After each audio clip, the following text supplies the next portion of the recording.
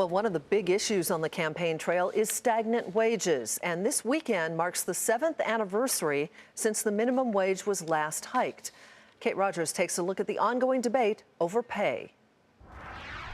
The U.S. federal minimum wage was hiked from $6.55 an hour to $7.25 nearly 7 years ago, and that's where it's remained ever since.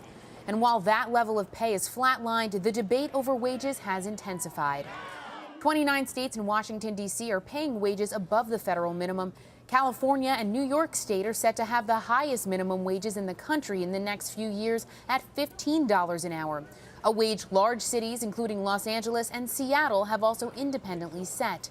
Large companies from Walmart to Target and even Facebook have also waded into the wage fight in recent years, all while the federal minimum has remained stagnant. Despite periodic increases, the buying power of the federal minimum wage hasn't kept up with inflation, according to the Bureau of Labor Statistics. Data show that in 1968, the federal minimum was equivalent to $10.90 in 2015 dollars, nearly $4 higher than today's rate.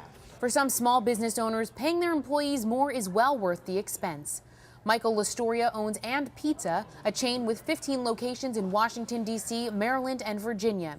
He pays his 450 employees more than he's required to, and even had Washington, D.C. Mayor Muriel Bowser at his store to sign the city's new $15 an hour wage law into effect last month. To us, it's really a simple but critical concept. Allow your staff to thrive and your company will thrive.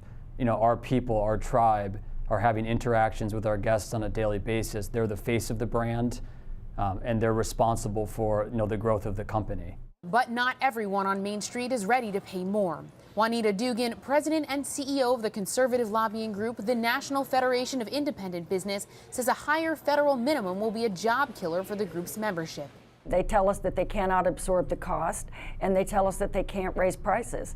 So this basically means they have to take the increase in production somewhere, and what they wind up doing is having to fire people instead of hire them.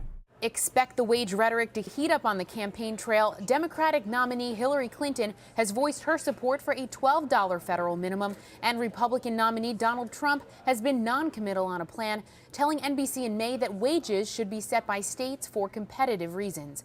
For Nightly Business Report, I'm Kate Rogers.